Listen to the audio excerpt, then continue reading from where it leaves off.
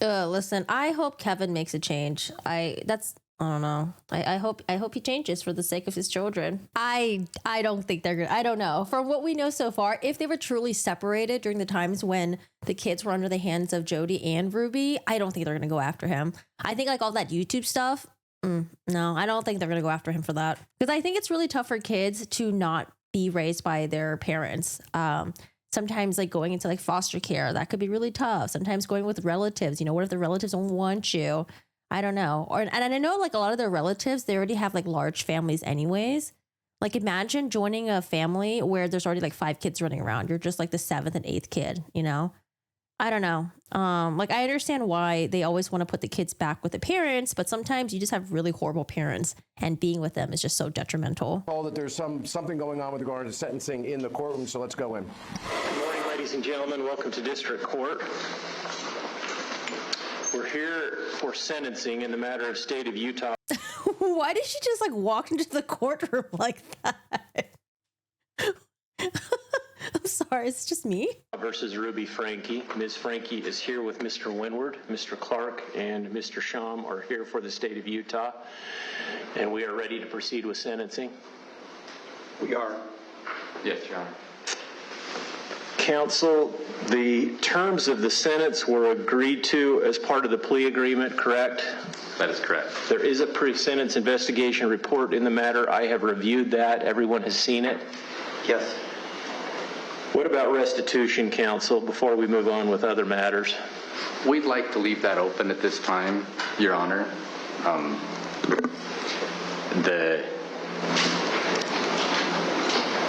I can get into that. I might be more comfortable if we approach to get into that. Is there an agreement that restitution, that we reserve that and for what period of time? 8 months is what we're anticipating. But I haven't talked to the defendant's counsel about that. We haven't discussed that, Your Honor. Is there any objection? No. All right. What's the state's position regarding sentencing?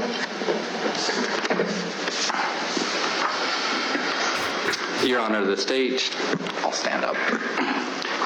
The state respectfully requests that the court sentence Ms. Franke to consecutive prison terms for each of the 4 counts of aggravated child abuse. This sentence was agreed to by Ms. Franke in her plea agreement and is also recommended by adult probation and parole. She committed horrible acts of child abuse. From May to August in 2023, Ms. Franke and her business partner held her 2 children, ages 9 and 11, turning 12, in a concentration camp-like setting. The children were regularly denied food, water, beds to sleep in, and virtually all forms of entertainment. They were isolated from others and were hidden when people came to visit the house where the children and the defendants were staying. The children were forced to do physical tasks like carrying loaded boxes up and down stairs and wall sits or sitting against a wall without a chair or a stool for hours at a time. They were also forced to do manual labor outdoors in the extreme summer heat, at times without shoes or socks. They were forced to stand outside on a cement patio in the summer heat for hours and even days at a time. They were beaten, and the 12-year-old was regularly bound hand and foot after he attempted to run away in mid-July. Both children had extensive physical injuries from the abuse that required hospitalization when they were found. The injuries from the binding to the 12-year-old are particularly awful. In addition to physical abuse, the children were emotionally abused to the extent that each believed, to some degree, that they deserved what was being done to them. Yeah. Had the older of the children not had the courage to run away and ask a neighbor to call the police, heaven only knows how much longer he could have survived in that situation. After being caught, Ms. Franke has shown considerable remorse, as evidenced by agreeing to serve consecutive prison terms and being willing to cooperate with the state against Ms. Hildebrandt. However, given the severity of the abuse she inflicted, consecutive terms are appropriate in this case. As the court's aware, Section 76-3401 lays out factors the court takes into account in determining whether consecutive or concurrent sentences should be imposed. Those factors are the gravity and circumstances of the offense, the number of victims, and the history, character, and rehabilitative needs of the defendant. as agreed to in the plea agreement and is recommended by adult probation and parole, consecutive sentences are appropriate. This is due to the severity of the abuse to both victims. It could be argued that Ms. Franke should receive a lesser sentence than Ms. Hildebrandt because of her remorse and willingness to cooperate with the state. However, the Board of Pardons and Parole will have broad latitude and will be able to take those facts into account when it determines how long each of the co-defendants will remain incarcerated. In conclusion, we respectfully request that the court go along with what was agreed to in the plea agreement and is recommended by adult probation and parole and impose consecutive sentences. Do y'all think the women should get the same sentences, or do you think one should get more severe? I think they both should get the same. I don't care that she's pointing her fingers at fucking Jodi Hildebrandt. I don't care. Thank you. Anything else from the state? No, Your Honor. Mr. Windward? Thank you, Your Honor. Good morning. In my few comments this morning, and in the comments my client wishes to make in a few minutes, we are not suggesting, nor are we asking that the court deviate from the stipulated sentence contained in the written plea agreement. I want the court to know that through introspection and reflection, Ruby Franke has become a serious student of her own actions. In the very early days of my involvement with Ruby, she was somewhat defensive, and she was still very much indoctrinated into a philosophy that was destructive. Fortunately, Ruby came to the stark realization of the errors in her thinking patterns and subsequent actions. To say that she was horrified by this realization would be to put it mildly.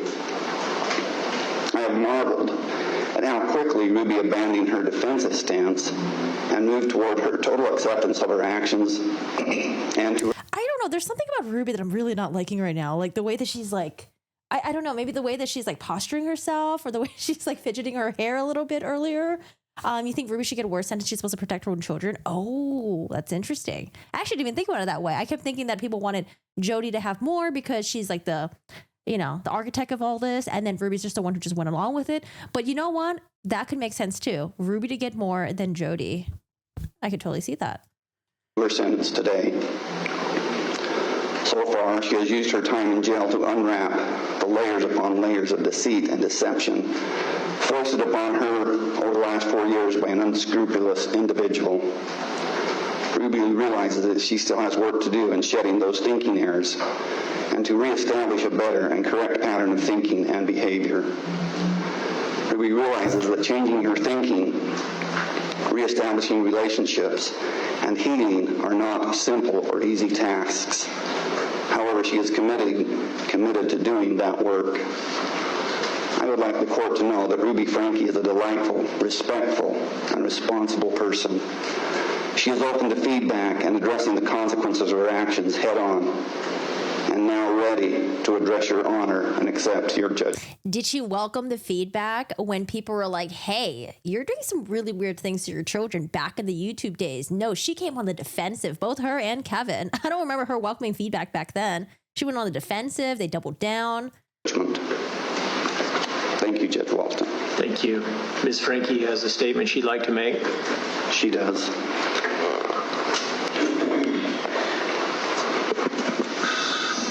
She's going to blame on Jodi. Judge Walt. You don't have to bend down. Okay. Thank you. I would like to make a statement without any intent to change my stipulated sentence.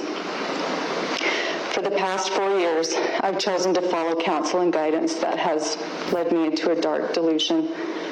My distorted version of reality went largely unchecked as I would isolate from anyone who challenged me. I was led to believe that this world was an evil place, filled with cops who control, hospitals that injure, government agencies that brainwash, church leaders who lie and lust, husbands who refuse to protect, and children who need abused. My choice to believe and behave this paranoia culminated into criminal activity for which I stand before you today ready to take accountability. Jodi Hildebrandt was never my business partner, nor was I ever employed by her. I have never received wages from her or connections. Jodi was employed as my son's counselor in 2019, and in 2020 I paid her to be my mentor. Wait, when was Chad sent to that camp? She said that she hired Jodi to be a counselor for Chad. When was he sent to the camp again? It is important to me to demonstrate my remorse and regret without blame. I take full accountability for my choices, and it is my preference that I serve a prison sentence. Thank you to the officers in Santa Clara and the Ivan City Police, Nick Hellman, Brian Palufo, Cy Pickuvit, Mike Pondoyo in Tobler, John Ward, D. Lewis, and Chief Flowers. You were the angels who came and saved my children. I especially want to thank Detective Jay Bate. She plucked me out of a situation I didn't know how to get out of. And the moment she handcuffed me was the moment I gained my freedom. You were not the controlling ones. I was. Thank you to the medical staff at Intermountain Hospital. Your skill, tenderness, and professionalism helped heal my children. Jodi and I inflicted the injuries, not the hospital. Thank you to DCFS, the Children's Justice Center, Judge Basil, and other key adults. You've gathered my children under your wing and offered them love, compassion, encouragement. You were not the ones who were doing the brainwashing. Mom sought out other abusive practices that align with her abusive parenting. Thank you to my Bishop Tom Hawks and my state president Jim Nelson for reminding me of the Lord's love for the lost. So much pain and suffering would have been avoided had I followed and heeded your counsel. I was the one who was deceived, not you. Thank you to the Washington County Prosecutor's Office, Ryan Sham, the legal assistants and discovery clerks. Eric Clark, you exemplified to me how justice and mercy are meant to coexist. Why are you going in a My charges are just. They offer safety to my family, accountability to the public, and they did show mercy to me. Thank you to my attorney, Lamar Windward, and his staff. I would not be where I am today without them. Thank you to Randy Kester for your... Did she just win like a Grammy Award or something? I've never seen a sentencing where someone does like a tour thanking everyone for everything. I think initially it started off pretty like, okay, I get it. But you did not win a Grammy, okay? Put that award down. Limitless energy in healing my family. My dear friends, Pam and Roy, I'm so sorry for letting you down. Because of your association with me, your innocence was called into question. Oh, no. Okay, Pam is the one who was on the body cam when they were looking for her children, the two older children. And Pam was like, they were like, oh, so what's connections? Pam's like, oh, I don't know. It's just this thing where you connect. Like, I don't know. Like, she gave such a bad description on the body cam. And they kept asking, like, well, what's connection? Like, what's your role in it? Blah, blah, blah. And then finally we found out that Pam was the fucking president of Connections. We were like, wait a second. You're the president of Connections and you don't even know how to describe what Connections is? And Pam was the one that was like so delighted to have Ruby Franke's children over because she's like, oh yeah, great. I have people visiting me. I need people to do my chores. That's the Pam that she's talking about. Pam Bochner. Dear friends, Pam and Roy, I'm so sorry for letting you down. I think. Because of your association with me, your innocence was called into question. My mother-in-law, father-in-law, Kevin's family, my cousins, aunts, uncles, nieces, nephews, and neighbors, you all saw the warning signs long before I did, and you did what you could. You wanted to help, but I pushed you away. My mother and father, I have been utterly wretched to you. You have offered me unconditional love, and for that I have offered you unconditional contempt. My siblings and their spouses, because of my decision to roll around in a pigsty, I have dragged your families through the mud in public. Yet, when I desired to return as a prodigal sister, unlike the prodigal's brother in the Bible, you synced step with my parents and ran out to greet me. Your capacity to love is unprecedented. Kevin, my husband of more than 23 years, you are the love of my life. I'm so sorry to leave to you to finish what we both started together. The ending of our marriage is a tragedy. It all wrapped around my heart, and a knot I'll never be able to undo.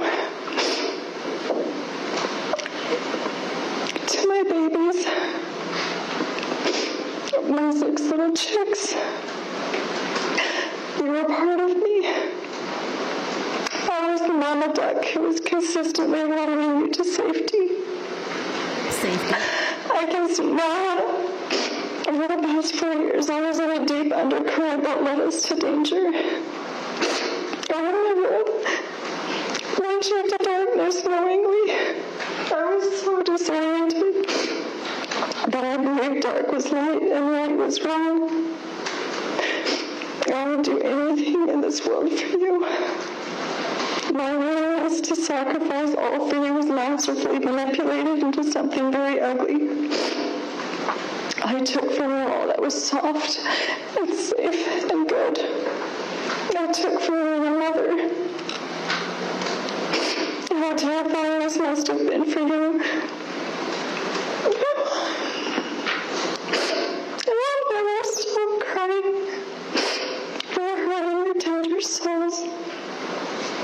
You're so precious to me. I'm sorry.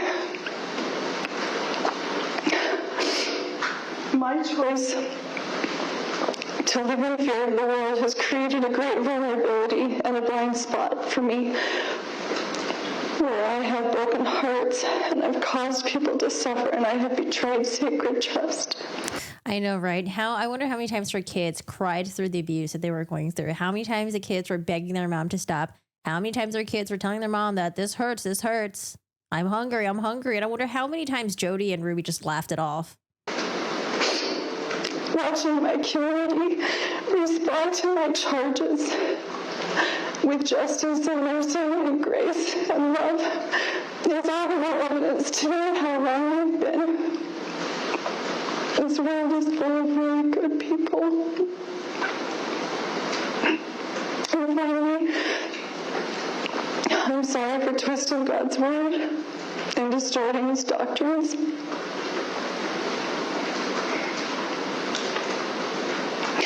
My greatest desire is to stand in his court someday spotless and confident. And Judge Walton, I know that standing before you today is a necessary step towards that end. Thank you to you and your staff for facilitating my opportunity to take accountability and to answer for my charges. I am humbled and willing to serve a prison sentence as long as it takes to continue unraveling all of the misinformation I have believed and bought, swallowed, and acted out, and for my family to heal and for the community to heal. And I understand this is going to take time.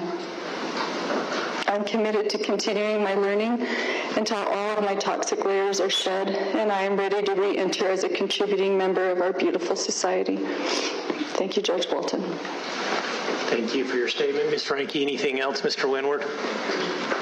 No, Your Honor. Anything else prior to the court imposing sentence? No, Your Honor. The sentence will be that Ms. Franke serve 4 counts, 1 to 15-year sentences based on her convictions for 4 counts of aggravated child abuse. Again, they will be served consecutively pursuant to the parties' agreement and the applicable statute. Under the applicable statute, the court finds that consecutive sentences are appropriate. Ms. Franke, the last thing I do need to tell you. So that's like 4 to 60 years. Man, 4 to 60 years. What a large range. I feel like she's going to get 4 to 6 years and then, parole.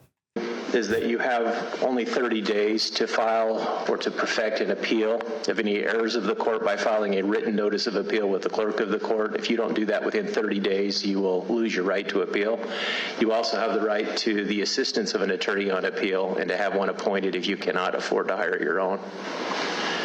Restitution, as agreed by the parties, will remain open for a period of 8 months. Yeah, because it's consecutive, and he said she's going to serve for 4 counts of child abuse.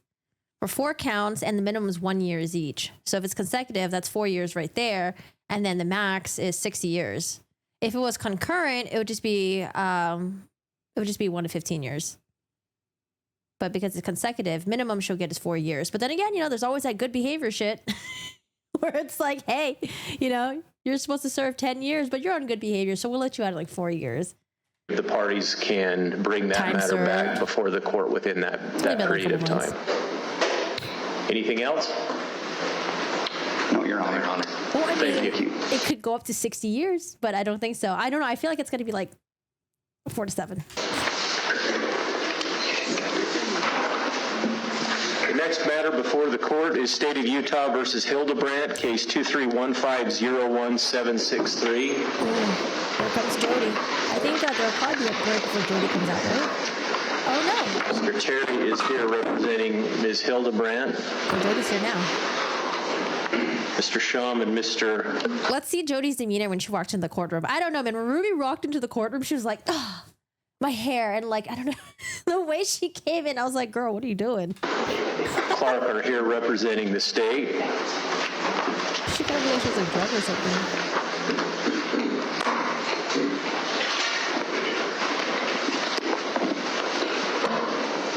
Your Honor, we anticipated 10:30. So, by the way, the parole board is going to determine how many years she's going to get. It's not the judge. I thought we were going to find out today, exactly how many years she's going to be sentenced to. The judge is just going to give a time frame, and the parole board will narrow it from there. Currently 4 to 60 years, Rhiannon, and it's because the judge has determined that it's going to be served consecutively, not concurrently. And I'm not saying that we need to wait till then, but can I have a moment, please? Approach. Court is back in session. You may be seated.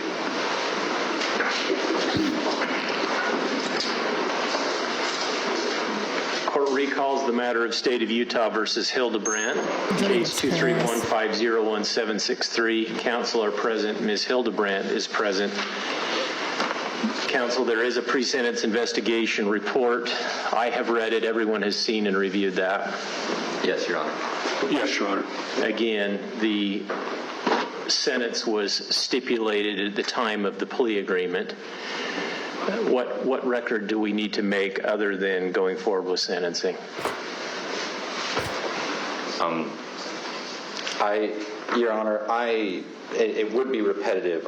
I had the same statement, just with the last few paragraphs where I was differentiating between Ms. Franke and Ms. Hildebrandt. Okay, let's talk about housekeeping matters first. What about restitution? And we've stipulated to keep that open for 8 months. It is appropriate, Your Honor, since we don't have any evidence with respect to restitution, and that's because it is still in the process of being gathered by the county attorney's office. It's completely appropriate for the court to make no orders with respect to restitution other than to reserve all issues regarding restitution, and we have no issue with the eight-month time frame. And the injunction that was previously issued by the court will remain in effect. It will. At least until that time. It will remain in effect until further order of this court. All right. Mr. Clark? Thanks, Your Honor. House yet. The State of Utah respectfully requests that the court sentence Ms. Hildebrandt to consecutive prison terms for each of the 4 counts of aggravated child abuse to which she has pleaded guilty. The sentence was agreed to her in her plea agreement and is also recommended by adult probation and parole.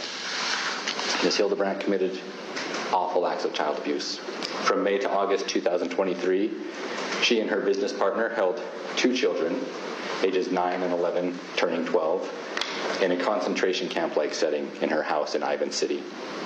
The children were regularly denied food, water, beds to sleep in, and virtually all forms of entertainment. They were isolated from others and were hidden when people came to visit the house. They were forced to do physical tasks like carrying loaded boxes up and down stairs and doing wall sits or sitting against a wall without assistance of a chair or stool for hours at a time. They were forced to do manual labor outdoors in the extreme summer heat, often without shoes or socks. They were also forced to stand outside on a cement patio in the summer heat for hours and even days. They were beaten, and the 12-year-old was regularly bound hand and foot after he attempted to run away in mid-July. Both children had extensive physical injuries from the abuse that required hospitalization to treat. The injuries from the binding are particularly bad. In addition to the physical abuse, the children were emotionally abused. They each believed to some degree that they deserved what was being done to them. Had the older of the two children not had the courage to run away and ask a neighbor to call the police, heaven only knows how much longer he could have survived. After being caught, Ms. Hildebrandt has shown little to no remorse for her actions. In telephone conversations that will be provided in full to the Board of Pardons and Parole, and which she knew to be recorded, she's repeatedly claimed that she is the victim and the children are the perpetrators. What? Oh my gosh, I can't wait till we hear the phone calls. No way. Blaming the children. She's gone so far as to say that the things said in this proceeding and covered by the media today will be full of lies. The combination of three factors make Ms. Hildebrandt a significant threat to the community. First, the severity of the abuse she caused to be inflicted on young children. Second, her attitude that everything she did was justified and that she is being wrongfully imprisoned. Okay, she might get more third, years. Her training as a therapist and aptitude for using online resources to convince others to follow her guidance. Utah Code Section 76-3401 lays out three factors the court should consider in determining whether to impose concurrent or consecutive sentences. Because remember I said that the last court appearance, Jodi came in looking angry. Her eyebrows were all furrowed and she was sitting there like all pissed and shit like that. Oh my God, that totally makes sense. If she doesn't think that she did anything wrong and she's blaming the children and she thinks the news and the media and anyone covering it is just going to spout a bunch of lies, I can see why she came in looking like that even today. The first is the gravity and circumstances of the offense. The second is the number of victims, and the third is the history, character, and rehabilitative need of the defendant. As agreed to in the plea agreement and as recommended by adult probation and parole, consecutive sentences are appropriate here. This is due to the severity of the abuse to the two victims and the extreme need for Ms. Hildebrandt to be rehabilitated so that she no longer will present a risk to the community. The state respectfully requests that she be sentenced to 4 consecutive terms. Thank you, Mr. Clark. Mr. Terry? She's going to talk. Thank you, Your Honor. I will be brief. As is always the case in cases that come before courts, there are two sides to every case. And and even in a case like this, that remains the case. There are many, many allegations regarding these two individuals, Ms. Franke and my client, Ms. Hildebrandt. The only facts in this case that are adjudicated facts are those set forth in the plea agreement that she entered into freely and knowingly and voluntarily. Those facts, those adjudicated facts, are significant. They certainly provide a basis for the pleas and provide a basis for the stipulated sentence in this case. My experience with Ms. Hildebrandt is that she is not the person that she has been portrayed to be. Exactly, she's worse. How many victims came But out? having said that, she has accepted responsibility in this case. She has entered into this plea agreement with a stipulated sentence of 4 consecutive sentences. She did that at the time she entered into the plea agreement, knowing that that would be the court's order. Okay. She is before the court today, knowing that that will be the court's order, and she fully accepts that. She accepts responsibility, and she accepts the consequences for her conduct. Hi, Lily. And we will submit it to the court on the stipulated agreement. Mr. Terry, you suggested that there are two sides to every case. I generally agree with you. Ms. Hildebrandt didn't make a statement to AP&P in the course of the pre-sentence investigation report. Correct. Why did she not make a statement? She wanted to reserve her right to make a statement before the court today, and she has a brief statement that she wants to read. Oh, she does. Okay. And all right. Ms. Hildebrandt? Go ahead. I sincerely love these children. I desire for them to heal physically and emotionally. One of the reasons I did not go to trial is that I did not want them to emotionally relive the experience which would have been detrimental to them. My hope and prayer is that they will heal and move forward to have beautiful lives. I am willing to submit to what the state feels would be an appropriate amount of time served. Thanks, Taxi. Appreciate that. I can't believe she started her sentence with that. How much she loves the children. Is that they will heal and move forward to have beautiful lives. I am willing to submit to what the state feels would be an appropriate amount of time served to make retribution as an outcome. And in answer to your question, Your Honor, I knew that. That's it. That's it. That's all she wrote. That's it. Wait a second. Did I just gloss over the part where she apologized to them?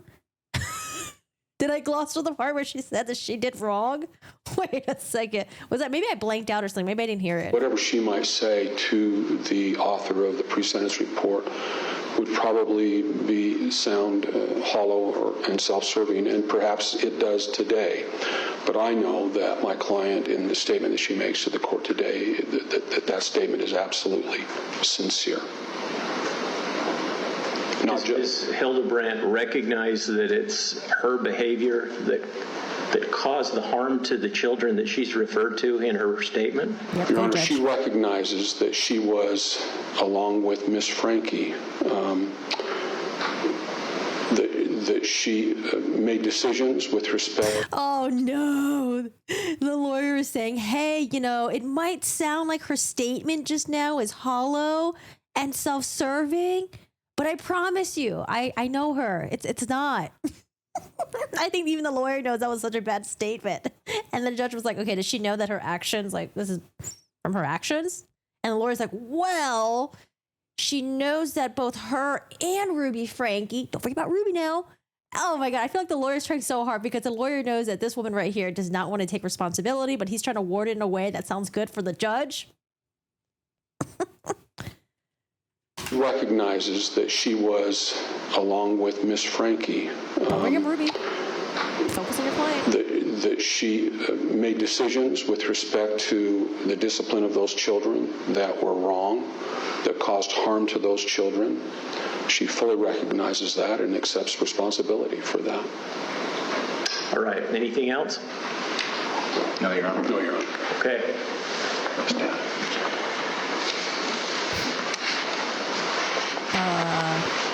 Ms. Hildebrandt, this circumstance is tragic.